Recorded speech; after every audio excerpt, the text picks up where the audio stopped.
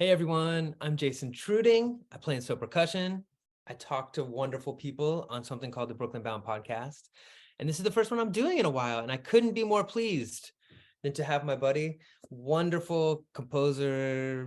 What all am I going to say here, Andrea? Composer, mentor, teacher, songwriter, singer, Rhodes player, drummer, one hand Rhodes, one hand drummer, Wally Sims, player, Not Andrea anymore. Mazzariello. Was that not the best introduction? That was a great introduction. I enjoyed that very much. Thank you. I did not say the key piece of information, which is you are the first person I'm talking to leading up to our Brooklyn Bound show, December 13th. It's December 13th. I believe it's going to be in our studio at 8:00. Folks should join us in Brooklyn. And if people still use Facebook, I think you can watch it on Facebook Live. So that's what that is. So tell your friend, Andrea. Tell my friend. I will. Yeah. I will or your family. Make my friend and then tell them. I will make a friend and I would tell them about December 13th. This is great, Andrea. I'm realizing it's. I don't think we've conversed like this before, and I'm excited about it because I think I know some of the answers you're going to give me to my questions that I ask, but I don't know all the answers. And I always start with like the kind of super zoomed out little Andrea, assuming you were little when you got excited about music, but zoom out, young Andrea getting excited about making music. Kind of walk us on the path from that moment all the way to, give us the through line a little bit from then to now. Settle in, folks. Yeah. My father's a pianist and he's a very good pianist.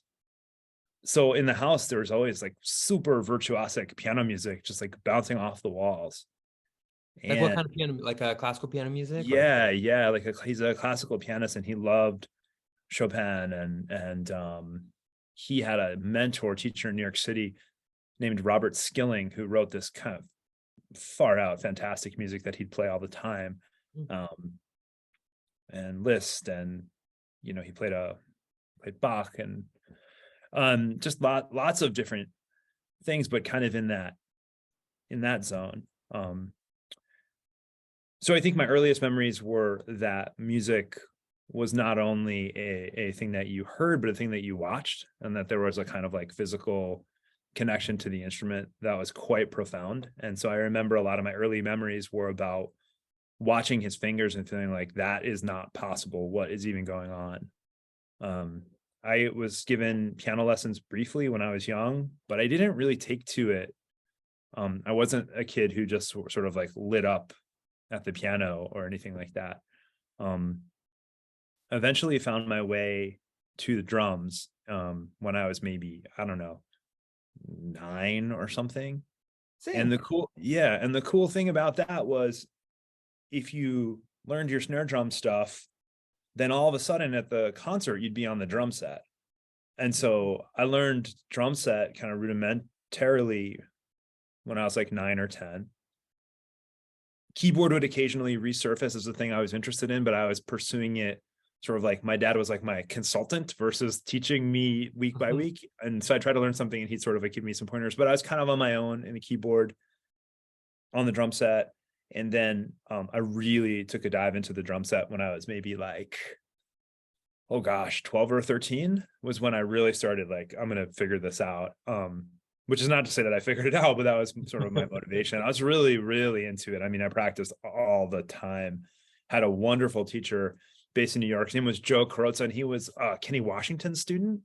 So that was pretty cool that he was taking lessons from this like heavy hitter in New York City. And then I was getting those, I was getting lessons from him in that style. Like he played old bop records. And so it was just like jazz. I remember we're a similar age. Yeah. Like, so is this like late 80s, early 90s, something? Exactly. Yeah. So this is like, let's see, if I graduated in 96, then this would have been 90, 91 that I started, I suppose, something like that. Yeah. Cool. And so you might remember my first lesson was Clean Head and Cannonball. This tune on this Clean Head and Cannonball record, first tune is just time. It's just quarter notes. It's like quarter notes in your right hand, feathered quarter note kick drum, chick on the hi-hat, your left hand doesn't do anything. And I was like, it was like a religious thing for me. It was like a ritual thing to play that tune, you know? Man, that's amazing. Because I have to say, when I asked the question of the time frame, I'm immediately thinking, because my thing was, what are the first rock tunes to learn or whatever. That's kind of amazing and very different. I think that your first lessons would be a jazz thing. Yeah, my first formal lessons, like, for sure. Yeah, that's amazing.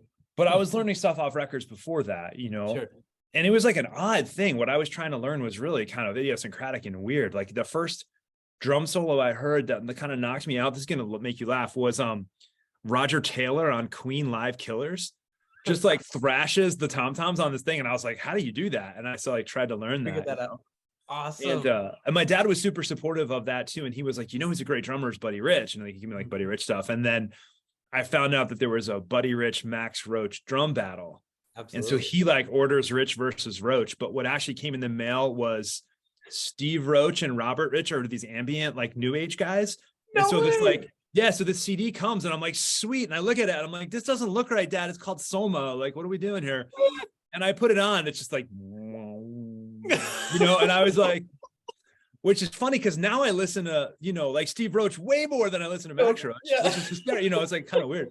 I love that. Wow. Yeah. So this is like all happening in the background. And then I start discovering like singing and keyboard and stuff. And that I came to through theater. I was playing drum set in a pit band for the high school production of South Pacific in 1994-5 or whatever.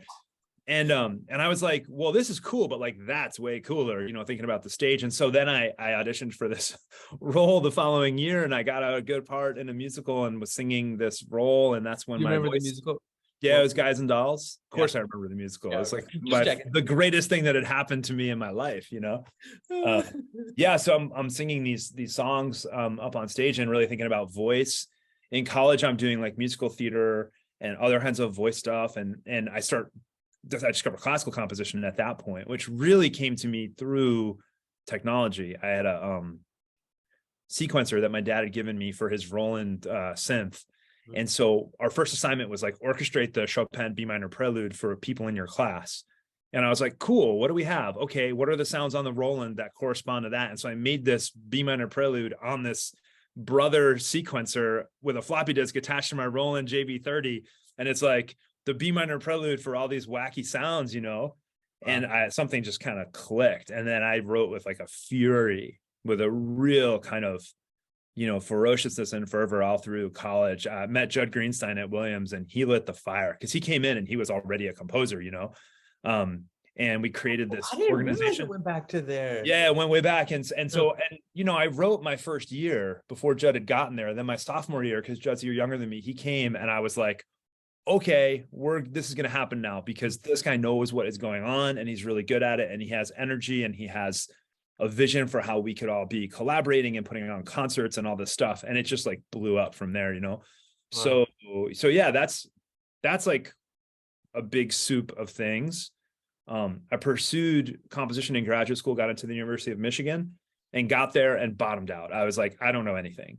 All these people know so much more than I do. And I instead of grabbing on harder, I just like pieced out, you know, worked in restaurants, bought a bunch of gear with the fellowship money that was supposed to be for my graduate school and made this really far out record where I played all the instruments and did all these weird sounds and stuff. And doing that record in the time I was away from Michigan made me feel like I had enough of a vocabulary to go back.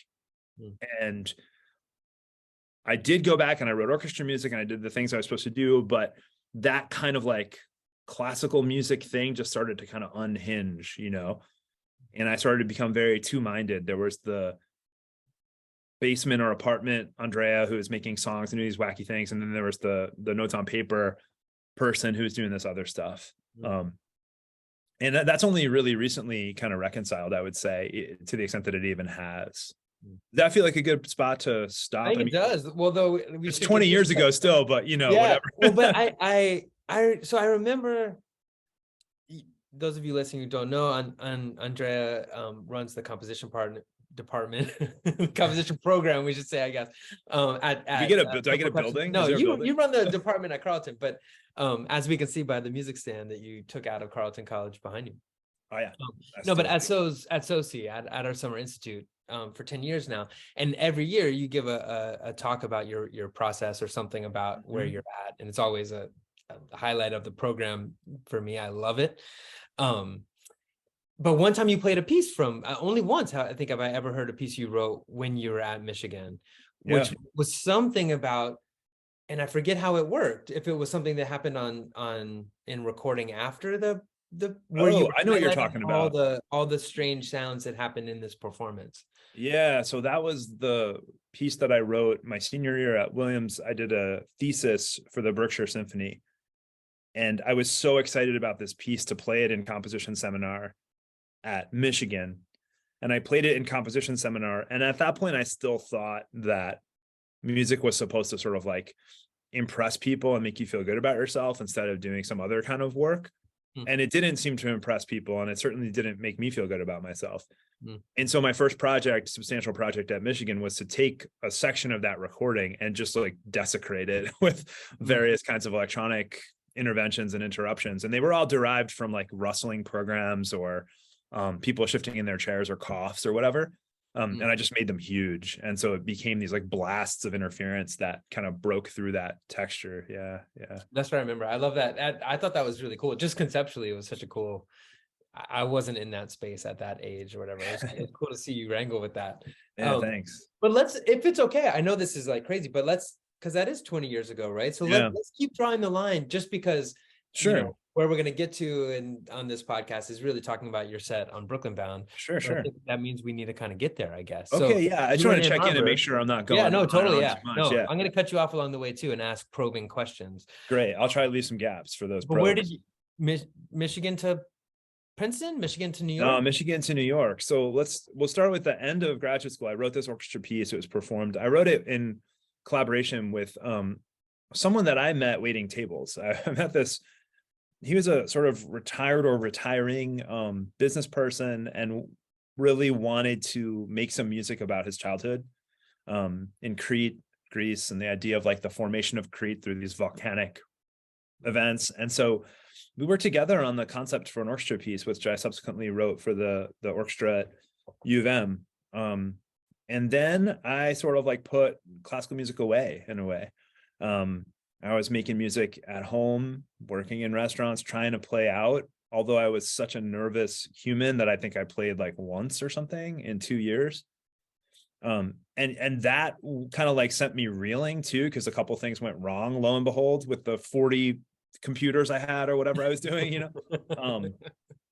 and then from there, I so I'm working on this kind of one person band stuff and moved to New York to take a job writing fake SATs, which was at the time I was like, this is the worst thing ever. But I now realize that as a hinge that was like so important for my life and the people that I met and the places I got to go. So by day, I'm like writing analogies for the SATs or writing paragraphs that you'd ask critical reading questions about, not realizing that maybe I shouldn't make things up in those paragraphs. So like, there's all these test prep materials that are just like lies out there. Sorry. But then I'm like playing in a punk band, playing drums in a punk band and doing my own stuff, like making my own, this now is this one person band thing, which I discovered through being at practice with this band. And I had this little synth there that I was kind of like working with. And we were trying to remember this lick from the last week. And so I started like playing it on the synth, and then I started kind of playing along with the drums, and it just felt really good. That's so cool. It was like brain fire. You know what I mean? It was just like, and it really was pretty awesome. I think that's true. Although it could be an apocryphal story that I've made into some kind of significant thing, like maybe I was already doing it. I don't know. Yeah. But yeah, so then I'm playing shows as this like one person band, and I kind of got this technical thing going where I could play a lot of stuff over here and play drums over here and sing. And at that point, Judd re-enters the story again, because I'm talking to him about what I'm doing and how, I don't see a way that I can continue to do this work and work in a test prep company in Times Square. Like, what am I going to do? And he said, apply to Princeton. This is the place. Princeton is a very open-minded program where they would see you for who you are as you are. And I was like, all right. So I wrote this application, and it was full of visual art and all kinds of different recordings and videos. And, I made like a little book out of this. And I got in by some, miracle. And that changed everything. I got to Princeton. I got working with the wonderful faculty there. I met Dan Truman, who's become a dear friend and a mentor that I just can't even, like, we could talk this whole time about Dan Truman if you want. Because I joke that I owe him a child of mine, if like that's what he wants or something, which is kind of a gross thing to talk about publicly, but to joke about. But I mean, I really feel like, sorry, can we edit that out? Anyway, no, I think no, it's good. Okay. And so that really changed things for me. And I started doing really text-focused work at Princeton. I started writing my way out of a pretty paralyzing depression as well, like a really, really dark place that, if I think about what Princeton did for me, the headline is not figures out art. The headline is like learned to survive, because of the mental health facilities and people there and the support that I got from my mentors and friends and everything. Judd again, I lived with Judd the first year I was there. I mean, I think about that's so that I met you somewhere in that moment. Yeah, so we meet in like 2008. Yeah, Winslow was doing before we were working here, but we did a PSK or whatever it's called back then, premiered your 4 drum set piece. Yeah. I had heard from Dan, oh, there's this crazy, awesome, all the things. But what I'm realizing is, like, I know that instrumental music of yours and that percussion music of yours, but it was a few years later, I think I heard, because your big thesis piece was this spoken and electronic thing. Yeah. What was that piece? Yeah, that piece is called The Exchange. And this is a very unsettled part in my life. When I'm at Princeton, I'm like, do I become a political person? Do I become a writer of prose? Do I do this music thing? Do I just like get a job that's not has anything to do with any of this, and put this sort of like the unsettled spirit of wanting to make things, just put it to bed and do something else, and just sort of get mental health on track and get out of this whole scene. So I wrote a lot. I mean, I wrote a whole book actually while I was at Princeton. It's a memoir-ish kind of book, a sort of falsified memoir that's never seen the light of day, but I wrote a book, like I wrote an actual book. And the opening is this prelude called The Exchange, where I talk about this home in the Bronx where my family lived for a very long time, and where my grandmother was living at the time, and where she was dying at the time. And so I wrote a story about how I get to the house and we sort of describe the house. My brother gets to the house because he's been granted a special leave from the American Red Cross. I think he was in the military at the time, had just gotten back from Iraq and was doing his debrief. And they were like, go, your grandmother's going to die. Go, So we arrive, we go downstairs, and she dies in front of us, And so the piece is about that morning. And what I did was record myself speaking the story, and then assign that recording to like a giant sampler, basically, and like I would play through the words or parts of words so they sounded like someone was actually speaking.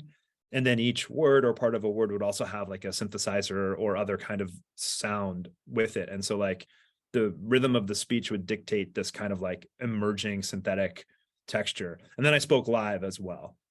That was kind of the general conceit of the piece. And I remember playing the very beginning of it for Paul Lansky, and he was so encouraging. He was the sort of like idea I had of Paul as this like terrifying titan of new music, like I got there and he was the most supportive human being, and like he really did a lot to make me feel like I could do this kind of work, and that it wasn't just like an accident that I was there or something, So I played little bits of it for him, and he was like really taken by it. Flew to Ireland, played it for Dan. He was at Trinity at the time, so I brought all his gear with me on the plane and played it for him in his living room in Ranelagh in Ireland. And then did that piece, and that was like a kind of watershed piece for me. In addition to the percussion music I'm writing for you guys too, those are kind of like the two towers at that time. In some ways, I see those 2 tracks. What I'm realizing, maybe, so this Brooklyn Bound is coming up. It is nothing funny to do with any of that. Also, but as I was thinking through it, I was like, oh, let's talk more about this text work, because we're leading to these songs that you're gonna play, or we're gonna play, or something's gonna happen at Brooklyn Bound.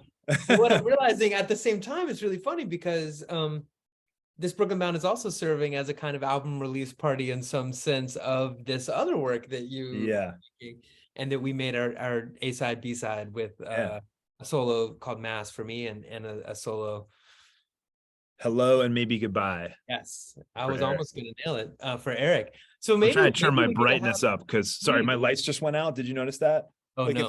if I move around, they sometimes go back on. But anyway, right. is this okay? No, you can walk away and turn them on. I'll tell all about the records. Yeah, good idea. That'd be awesome. It's funny when you were stretching, Andrea. I thought you were about to stretch like for a record or something, and I'm thinking, I have some on the shelf. They're not done yet. The cover's not done yet. Yeah. It's a fake. But let's put a pin in the album release, because maybe that's just another conversation that would be fun to have. And let's talk about the music that's going to happen on Brooklyn Bound, and if we need to fill in some more of that line, we still have 10 years probably. We've got a while. This set in some ways feels like it's going to be more of an exploration of the exchange, the idea of words and music. So how do you get us there? Sure. I'm writing songs, I think, like kind of all the time at this point, but not doing anything with them. Just they're like little secrets for me, and also, at this point, meaning 10 years ago point. Yeah, 10, 15 years ago when this is all happening. And then, I think I've gone into such like detail about every phase. I think maybe a general observation of this time to get us to where we are now more efficiently is that the song, the songwriting attunement is starting to really kind of come online more and more during this time. And it occurs to me that maybe it can be as important as the music on paper that feels more legitimized by various kinds of institutions of which I'm a part or trying to become a part, and it's just this kind of gradual thing that is growing more and more and more. As it grows, it becomes less about doing something kind of adventurous and weird so it can fit into a kind of experimental new music world, and more just like I would like to write songs. I will say, though, the things that sound to me like normal conventional songs sound like totally bizarre to most everyone else, but there's kind of a critical moment here, actually, which involves you a lot, Jason. Before Soci of 2019, little innocent things can become so important in your life. Like little things can really turn, like Judd saying maybe apply to Princeton, or in this case, this person who lives in Northfield, his name's Tim Hollinger. He was working at a coffee shop downtown, and he was like, you should play at this place sometime. And I was like, yeah, that would be cool. It's a coffee shop. I probably shouldn't bring a drum set and a bunch of synths and a bunch of amplification. Like maybe I should, streamline it a little or something. We moved into our home, and that place used to have a lot of house concerts. And so we always wanted to have house concerts. And so summer of 2019, I'm like, all right, I'm going to make some songs, and we're going to, do them in these contexts. And that wound up being kind of a watershed summer for me, because then when I came to Soci, you joined me on these tunes and we recorded them, and it just became real for me. Like it became really important. And I think part of that was because I found a little bit of a sort of songwriting voice, so to speak. And part of it was that you came in and were like, no, we'll do this. And that for me was like really important and meaningful, right? That you would give your time to it, that we would make this thing together. We rolled out to Philly and made this record. I mean, that was like, it's true. That happened pretty quickly in a cool way. It was like a burst. Not quickly. You took a long time to write the songs, but from that moment at Soci to rolling out to Philly with Matt and putting it down, that was like a burst. I did not come into my trip to New York thinking we're going to go to Philly and make a record at the end of Soci. Like no part of me thought that. I was like going to come do my job, play some songs at my talk, go see my parents upstate, and then go back to Minnesota. But all of a sudden it was like, no, the iron has become very hot and we're going to make this record. And that was like amazing for me. I love that. Like it was just, I look back on that moment with such joy and appreciation, because it really launched me into this, I would say. So since then I've been doing a ton of songwriting, and I've been taking voice lessons for almost three years now which has been so challenging. I mean, trying to find a voice for your voice is like a really challenging thing to, I like the voice for your voice. yeah. But Hey, that's where we are. So these like super text saturated songs is kind of where it's at now. And I'd love to share some of that at Brooklyn Bound, and hopefully you want to hop on too. Although I keep moving the goalpost. Is that I think that's the one way to say expression? it. Yeah. Yeah. I'm looking up though. This is terrible, but I am. You're just Googling stuff. That's cool. Yeah, I'm just gonna Google some stuff. Just No, read the New York Times. just read the New York Times. No, I'm finding this record that we made. Oh yeah, Make a Wish Then Build a Ladder by AMG. Yeah, exactly. Because I was gonna say that title, and then I just wanted to make sure that it was right. Yeah, that's it. This is that moment, which is so cool, and that cover art is so awesome. Yeah, it's Max drew that. My kiddo Max, who's 11, drew that. So into it. Yeah. So this feels like the it doesn't feel like a different thing to me, but it feels like a precursor of as you talk, and tell me if this is right or wrong. Because I really relate to what you said in terms of like you make songs that feel like songs to you, and then to other people they still feel weird. Like, what are you doing? Yeah. So it feels this all the time, where we feel like, we've made our pop record or whatever. Totally. It's like, what are you talking about? This is still totally weird. And yeah, we did a project with Gray McMurray called Where We Live that felt just like we just made a bunch of pop songs. This is amazing. And you go and listen to them, and it's just like the weirdest thing. Yeah. One thing that feels similar to me about your work in making songs and your work in this percussion music that I know most of yours is a kind of like, both of them are long. Like there's a patience and a length and a sitting with stuff. I was saying it that way as a joke. I mean, like I like long things, but like, you know, if a pop song is usually 3 or 4 minutes, yours are oftentimes 6 or 7 or whatever. Yeah, that's right. Yeah. And if whatever length of piece of music is supposed to be, it just yours unfolds with a real patience, which is pretty awesome. And I see a real similarity there. Do you see similarities there, or does it feel like a different? It's a really good question. I'm interested that it's cool that you see those similarities. I don't actually. I feel like they're so like they're made of different material and the strategies are totally different. But other people generally have more insight into what you're doing than you do. So I like take that really seriously that they have that similarity. Do you remember after we played at SOSI, one of the not composer participants, one of the performance end people came up and was like, they didn't mean it as like a dig or anything, but they said, so it's just like a bunch of vamps with you singing over it. And I was like, you know what? Yeah, it is just a bunch of vamps with me singing over, you know? And so taking that with your thing, it's like, yeah, there's this like material. And I think it has baked into it some kind of interesting, especially rhythmic surprise and whatever.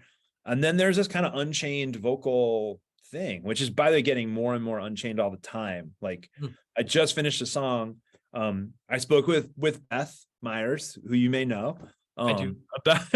about my songwriting and her songwriting. And we had a great conversation, and it really encouraged me to dive into this particular kind of lyrical strategy that we've been talking about. So I have this new song that I'd like to play at Brooklyn if it's ready. That's just like a flood of words and associations and rhymes and stuff like that. But yeah, I think the core material has this kind of like maybe syncopated is the word, or just sort of like rhythmically rich thing that makes me feel like I can hang in it for a really long time, because it makes my body feel really still, even though it's going the jillion things are happening. It makes me actually feel really calm and locked in.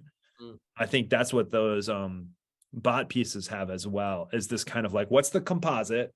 And then we'll take a bunch of stuff away and add a bunch of stuff. But like, there's this main composite that is like viscerally felt. And I think actually, in my mind, I think it is really like, it gives me kind of equilibrium. It gives me like a sense of stillness and calm in all that storm, you know? And so that's kind of the musical materials that these songs are made of, you know, just a bunch of amps. Well, in these songs, so the Make a Wish, Build a Ladder. Yeah. After that, you did an album that was many people contributed to. But, was your material called War Footing. Right. And when we played recently together, one of those songs kind of stuck around, but you had written a bunch of songs since then as well. So it's kind of like, that's right. Yeah. And in Brooklyn, it's possible some of these newer songs will be played, or even songs that haven't been like, we're going newer and newer. That's right. That's right. I wonder, I'd like to, not now, but maybe get your thoughts on how much new material we can reasonably play together. Because not only are there a bunch of new songs, but there's like a totally new way of processing the keyboard sound. So here I'm using a Wurlitzer 200, but at Brooklyn it'll be a Rose, I think 75 or something, 73, I can't remember.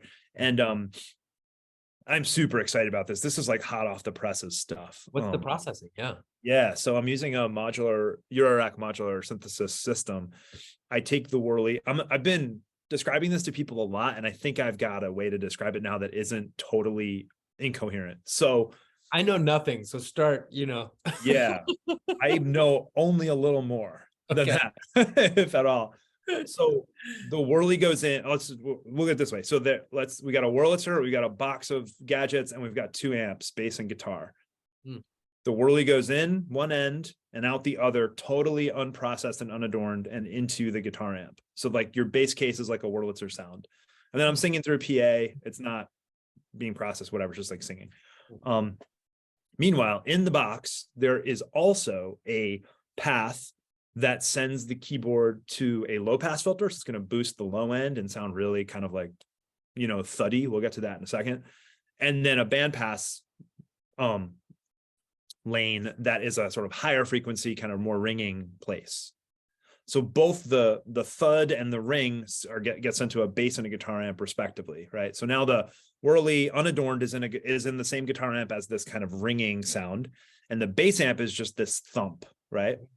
But it's not doing that all the time. What's happening is that there are rhythmic patterns that I'm setting up in a different processor that cue the thump and cue the ring, and they're in these sort of like patterns against each other. And every time my playing crosses a certain threshold, the pattern restarts.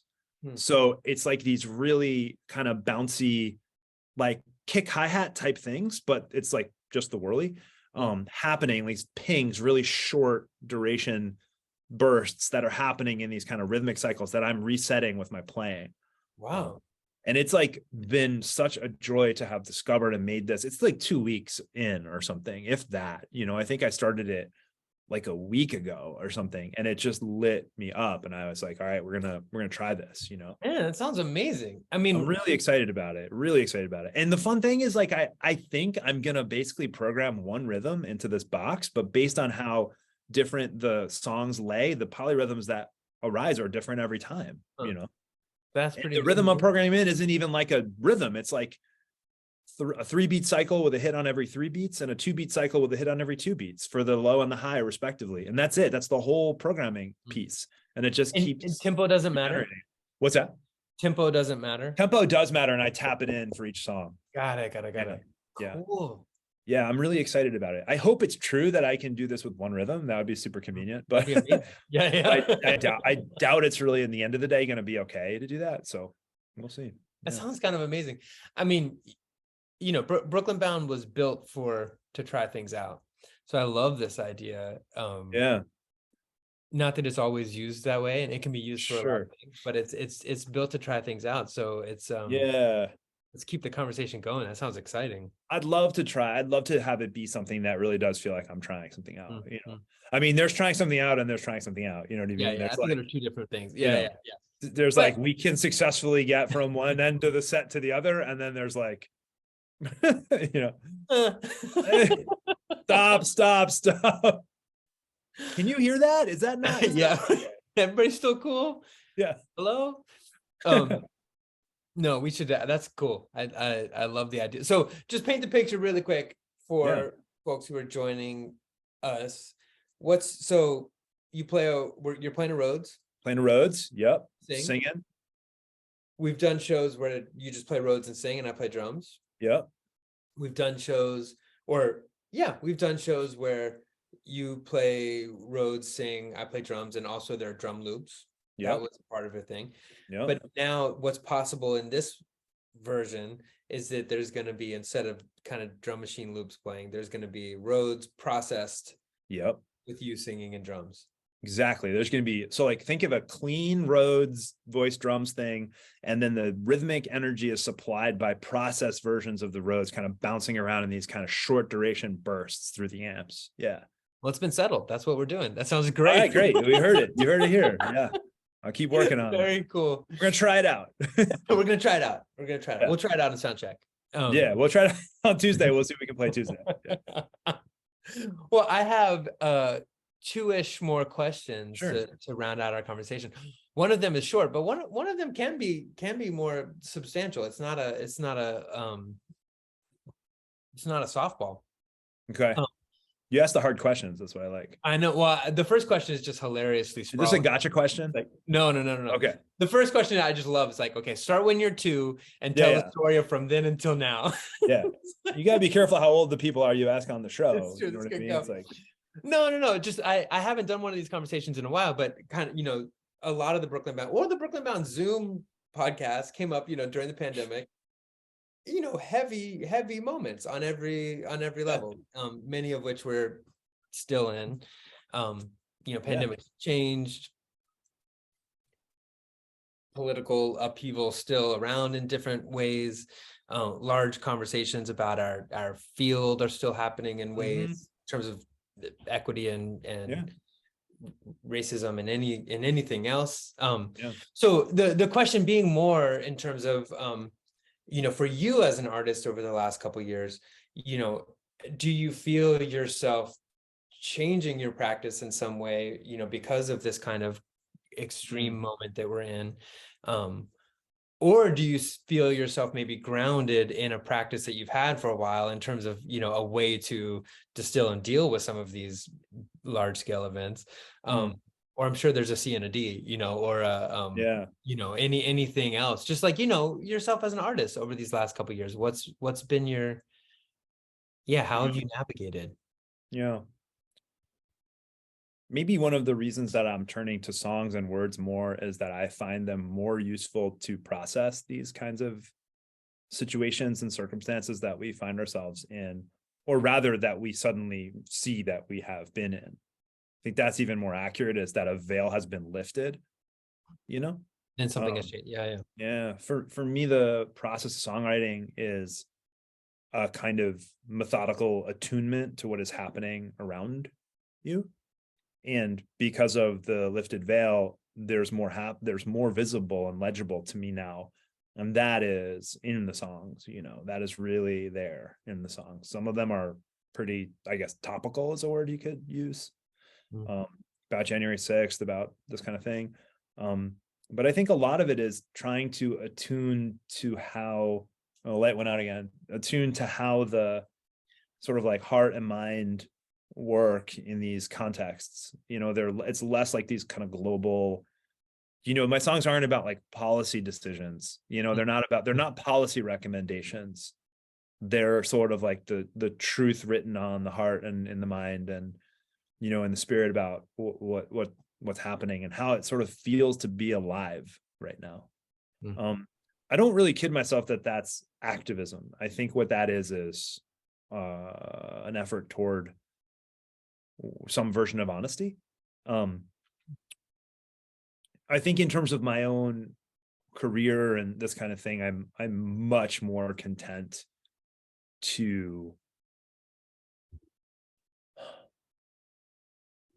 see how unbelievably fortunate I've been in having the job that I've had and doing the work that I have and doing the work that I do and working with the people that I know and love and care for. I feel like I have enough cookies, and I think that has been informed by conversations about equity, privilege, etc. I'm very oriented toward achievement and getting more stuff, and I don't really need more stuff, really. Like, I would like not to get fired, like that would be better, because then I would need more stuff. But if I kind of live as I have, attuned to the world as I am attuned to it, it seems as though my needs will be basically met and all will be well. And so my desire to sort of like win a contest or get a commission or something like that. I mean, I just don't have much gas in the tank for it at this point, because I feel like my voice is represented just fine. Like no one really needs to hear more from me than they already do. And that has been informed by these conversations in a pretty deep way, I would say. Yeah. I like hearing what you have to say, Andrea, but I understand what you're saying. I've been impressed with I mean, I'm impressed by a lot about you, to be honest. I will be honest, but just thinking in terms of you, when you speak about not getting fired, I mean, I feel like you're a real connector. And I think that's a really beautiful thing to be right now. And where you are in Carleton, you have access to connecting sometimes, and using that. Cool. And you know, all of us, I mean, so has that in our ways, or at SOCI, we have that in some ways. And I see you spending energy in that way, in a really cool way. Yeah. I mean, I'm starting to take much more seriously the fact that I'm not a teacher because it's my day job or because it's like my side hustle. Although sometimes I actually, you know, I wonder, like everyone does, what would happen if I were just like artist at large and did whatever I wanted all the time.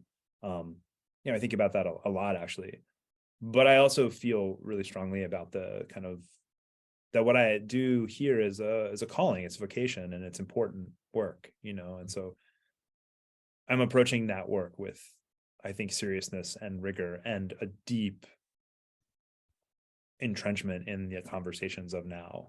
Does that make sense? It does make sense. Yeah. Well, I'm going to shift us to our what's been our last question, which has felt like, maybe a lighter, more fun question in some ways. But this has come a lot of times out of just like, you know, these conversations during the pandemic. We were having these conversations for like virtual Brooklyn Bounds, you know, where like music was just not happening with people in the room anymore. And now it is again. In fact, I saw you on tour, and so it was in Madison recently, which was so exhilarating. You know, we actually got to hang out after and the best talk about music and talk about things, right? So that feeling is coming back. But it's led to a question oftentimes just about memorable performance experiences. I think I've oftentimes told the story to or the context of like, you know, so has these I think they're all based on truth, but I'm sure some of them are mythology for ourselves, right? Like the things that have happened, you know. We just had a great one playing dance piece in Berkeley, actually, you know, where the you know, speaker driver explodes, you know. You know, things happen, and those things, you know, in some ways galvanize the band or whatever, you know, but also just experiences and memories I have of performing music in front of other people. Sometimes it's the stuff that goes wrong, but sometimes it's the super memorable, you know, so many awesome people were there in support, or it was, you know, that kind of thing. So I wonder if you have one or a couple to share from from your many different types of performance experiences. Can I share like a high and a low? Yeah, I think that'd be great. I love that. So the lowest one ever was when I was in a piano recital in Williamstown at the Clark Art Institute on this beautiful ornate piano that looked like it was from Louis XIV's. Yeah, that's a well-known famous museum. I know the Clark. So I'm playing at the Clark, and I'm playing a Bartok Mikrokosmos piece and a Mozart sonata movement. And at the last minute, I look at the program, and the sonata is listed before the Mikrokosmos. And I thought I would do the Mikrokosmos first and just sort of like warm up into it and then play the sonata. But it got switched, and I was like, no problem, I got this. And my dad and mom had come up to watch me play. And my dad had never seen me play piano in public before. And I had been working so hard on this. And I lost it. Like I blew up.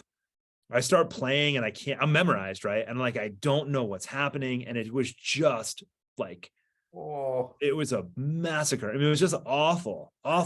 And I couldn't let that go for a really long time. That was really kind of this like moment of, you know, when you perform, sometimes something happens to you and you can't recover, you know, me talking to me. I know this.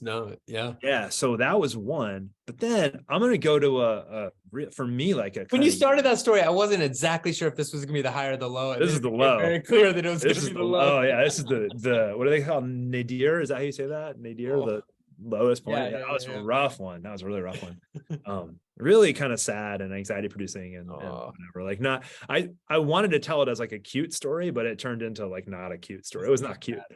But let's offset that energy with when we played in Brooklyn in September. That was a huge watershed for me. I loved it. I thought I hadn't played in New York in 18 years or something, you know, and it was like all the folk who came out to hear those shows were there, and you were on fire, and it was just so much fun. And like fun does not encompass what it was for me either. And it was fun, but it was also like this moment of, I don't know, it was really, really important for me to have done that performance. It just felt so good. I was curious if that one was going to come. So this was a show we did at Pete's Candy Store.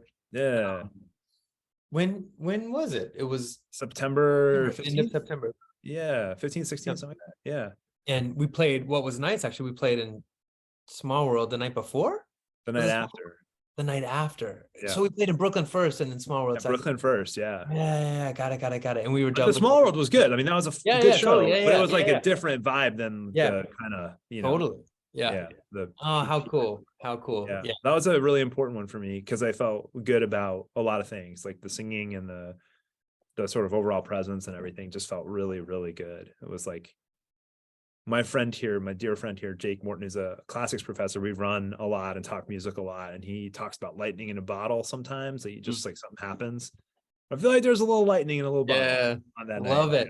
Well, and hey, we got that one on recording, right? So and I'd like to release it with some Damsel stuff too on One More Revolution. Maybe just like a song or two and a song or two. That's so cool. Those were double billing shows with Damsel. With Damsel, who invited us to play and who are just like, I think they're just like titans in terms of being able to play and their songcraft and like the whole thing. They're just great, you know. Absolutely. I was actually really like, I cannot play on the same bill as these like really good musicians. This is not a good idea. But you need to get over that, but the respect, I hear the respect. It's the images. I'm trying to make it less about me and more about that they're just really very quite fine musicians and great people. And so I was like intimidated by all that, which made the success of the performance feel even better because I was like, wow, even after Damsel, we were able to kind of like do our thing. You know, that was so memorable. We got some awesome New York pizza before that, best pizza. Yeah, we did. Williamsburg, and then we aptly named. Aptly named Roberta's folks. And then we grabbed a beer outside afterwards, or had a drink. Actually, had a very fancy non-alcoholic Negroni delivered to you or something. There was something. Yeah, what did I have? Like a shrubagroni, or I don't remember what it was. It was good. No. It was a non-alcoholic mule, I think, of some fancy style. There was something specific I remember getting for you. Yeah, it was good. It was good. Yeah, I'm not really doing the drinks, but yeah, it was really good. Feel good about it. Yeah. Amazing. Well, Andrea, this has been awesome to catch up with you. I kind of thought going back deep was I was going to learn a few things, and I did. Thanks, Jason. It's always great. I will talk to you in person, on Zoom, on the telephone, via like cans and strings, like whatever you want to do. I'm there for you. Love it. Well, we'll talk before the December show, but those of you listening, it's a December 13th show. It's at 8 p.m. and you can come out to our space in Brooklyn, 20 Grand Ave. Ring 205 to get up to the show. There you go. Or watch on the Facebook Live if you can't be there. Awesome, Andrea. I'll talk to you soon. See you soon, Jason. Thank you. Awesome. Bye.